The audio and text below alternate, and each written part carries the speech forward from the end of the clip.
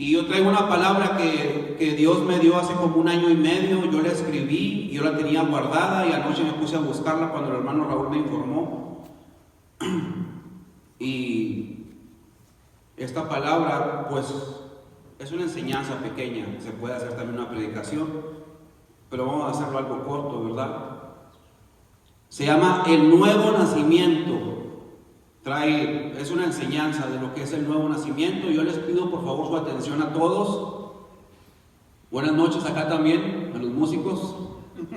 Porque trae bastante información bíblica. Amén. Que eso es lo que interesa realmente. Y esta enseñanza, lo digo de nuevo, se llama el nuevo nacimiento. ¿Cómo se genera el nuevo nacimiento?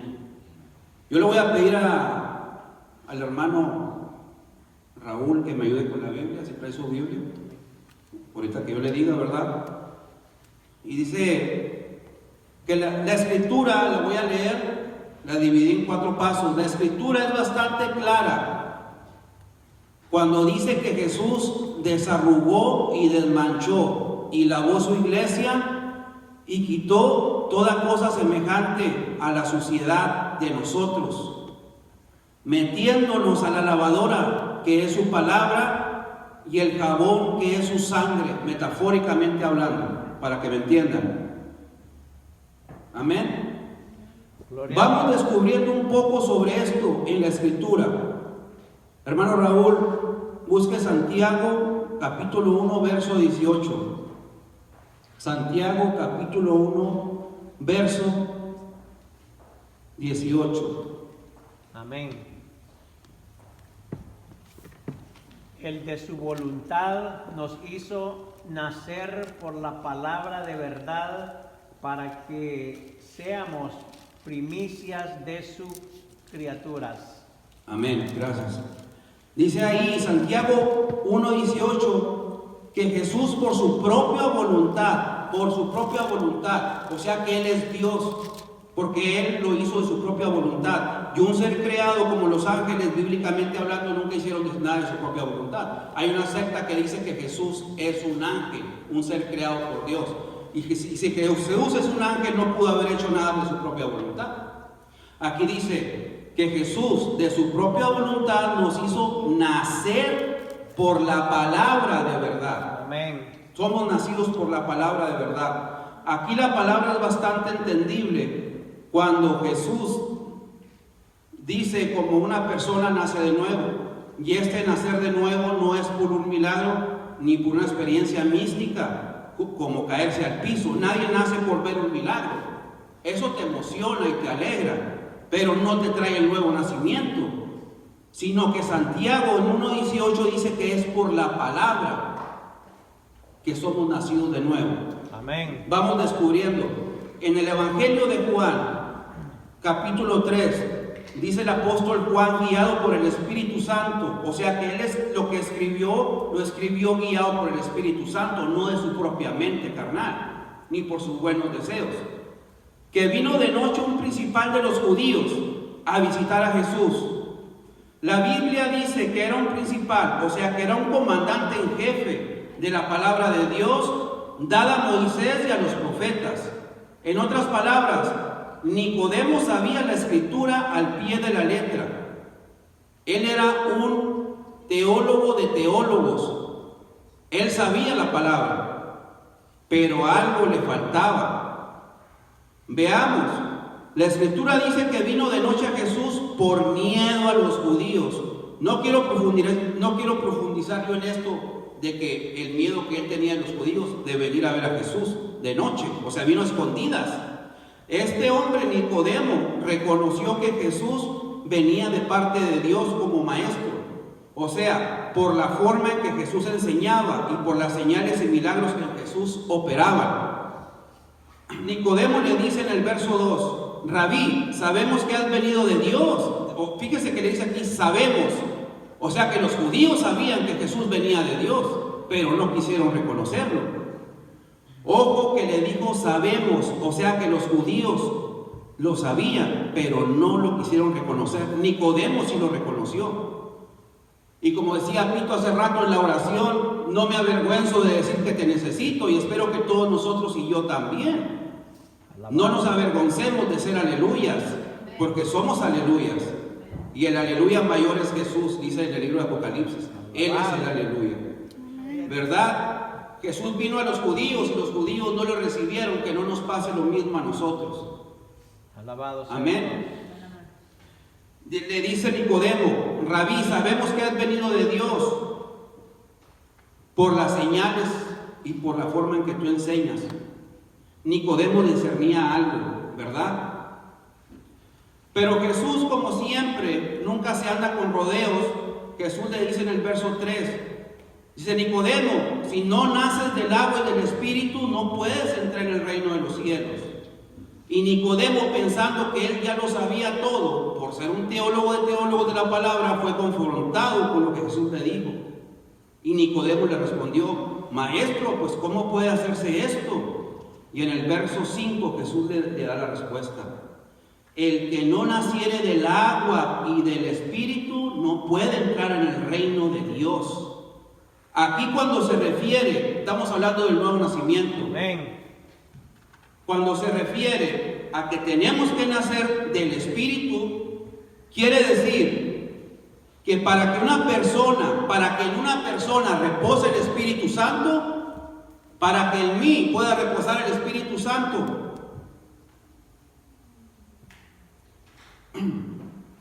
tiene que ser nacida esa persona, o yo, usted y el que sea, por la palabra, por el oír con fe. Gálatas 3:2.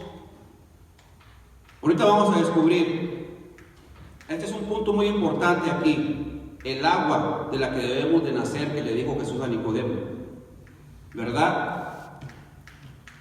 Hermano Raúl, búsqueme en Efesios 5, del 25 al 27. Efesios 5, si lo quieren buscar ustedes también, del 25 al 27. Esto es bien importante, por si algún inconverso, alguien que tiene a Jesús de una religión, lo está viendo por internet, quiere saber cómo nacer de nuevo, aquí están los pasos. Hay que arrepentirse de verdad. Amén.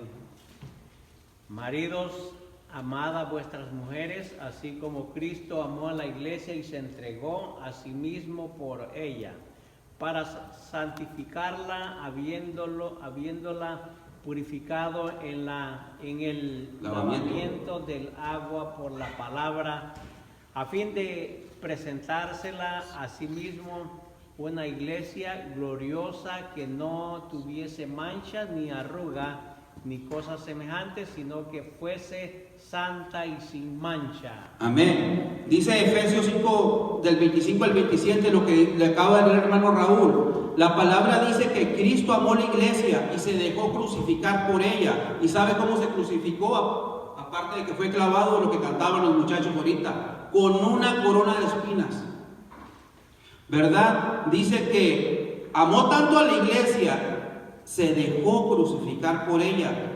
Dice que se entregó por ella para santificarla, habiéndola purificado en el lavamiento del agua por la palabra. O sea que el agua que dice aquí es la palabra, a fin de presentársela a Él mismo como una iglesia gloriosa, sin mancha y sin arruga, o sea, sin pecado. Amén. Él quita todo pecado de nosotros. Nadie nace sin pecado. Solamente Jesús nació sin pecado. Hay personas que son muy buenas gentes y no le hacen daño a nadie, al contrario, ayudan. Pero si no tienen a Jesús en su corazón, aunque tengan una religión con un Jesús, ¿cómo se da cuenta uno? Por sus frutos los conoceréis. No pueden salir dos tipos de agua de una misma fuente, ni dulce ni amarga. Entonces estamos aquí en Efesios 5, del 25 al 27. Dice que Jesús lavó a su iglesia por el agua que es su palabra, ¿verdad? Amén. La palabra agua en estos textos, como aquí con Nicodemo y Jesús en Juan 3 y aquí en Efesios 25 al 27, la palabra agua en estos textos no significa que debemos nacer de nuevo por el bautismo. El bautismo es un acto simbólico del nuevo nacimiento, cuando el creyente ya nació de nuevo. Usted nació cuando creyó y luego le vino la revelación del Espíritu Santo de parte de Dios que se tenía que bautizar. A la hermana le enseñaron y ella creyó y luego se bautizó, ¿verdad, hermano? Porque hay mucha gente que se bautiza por emociones y no ha nacido de nuevo. Y allá andan en las discotecas, en la rumba, en el zumba, samba, mambo y todo ese rollo y dicen que son cristianos. Está tremendo. A mí también me gusta todo ese rollo, pero pues me tengo que frenar, ¿verdad? Aquí no, pues si somos carne y cuesta. Entre más, fíjense lo que les voy a decir, entre más se contamina uno, va a batallar más uno en el cristianismo. Entre menos se contamina uno, batalla menos. Así es. Cuando dicen que debemos nacer por el agua, se refiere a que debemos nacer por la palabra. Primera de Corintios 1:21, yo lo tengo aquí, yo lo leo.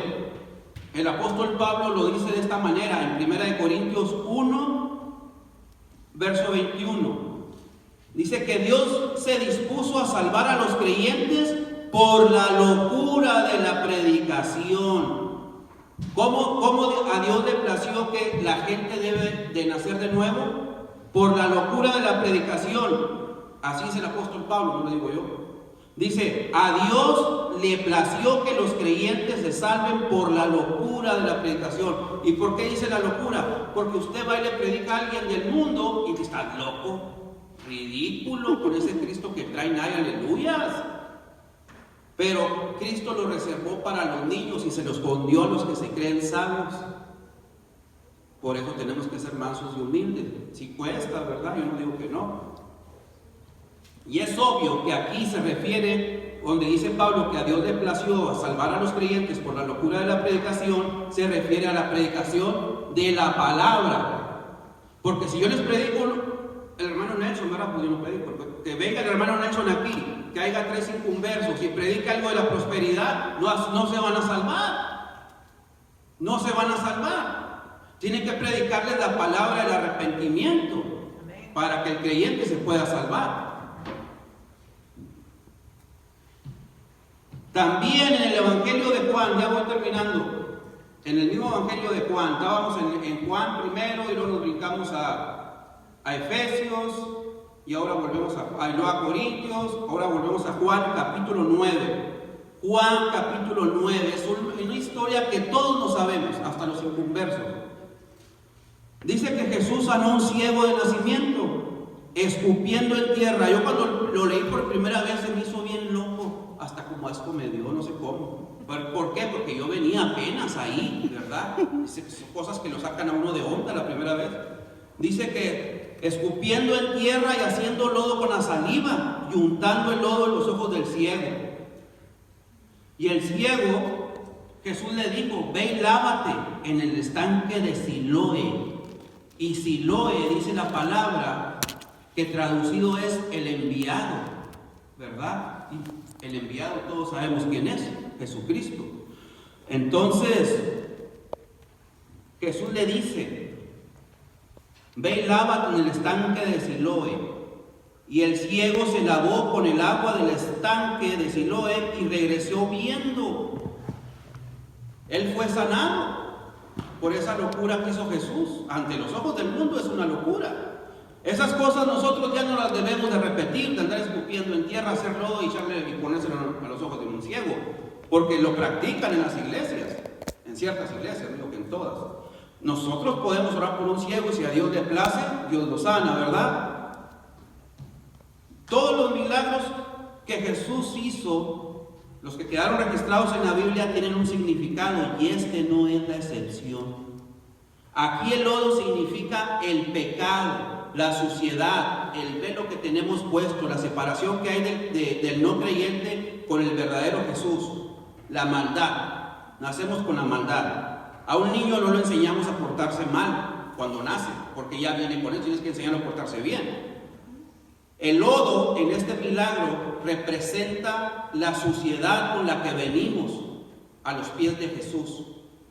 Y el agua representa la palabra. Amén. Que nos hace nacer de nuevo cuando la escuchamos, la atesoramos y nos arrepentimos. Es la que rompe el velo y nos va limpiando nuestra mente, dice Romanos 12:2, que nos despojemos de todo aquello con lo que venimos a los pies de Jesús y que nos programemos con la Escritura. Amén, porque esa es la que nos va a regenerar todo nuestro pensamiento y nuestra nueva vida en Cristo. Y la que nos hace aptos para entrar al reino de los cielos. Amén. Dice que el agua representa la palabra con la que nosotros somos lavados por Jesús. Y el estanque de Siloé, la palabra Siloé o Silo en la Biblia, Siloé o Silo, representa significa el enviado. Y este título solo se le puede adjudicar a Jesús. Jesús es el Siloé, el estanque de Siloé. ¿Verdad? Él es nuestro Salvador y nuestro lavador. Amén, aleluya. Él es el que nos lava con su palabra, con su sangre, con su Espíritu Santo. Dijo una vez un cristiano, hace años, yo escuché esto de un cristiano y yo lo apunté. Quiero finalizar con esto. Dice, para que una persona se pueda arrepentir de sus pecados, primero tiene que escuchar el Evangelio, escudriñar las Escrituras, para recibir la fe verdadera. Y para recibir la fe verdadera y la verdadera gracia que proviene del Dios que habla en la Biblia, tiene que escuchar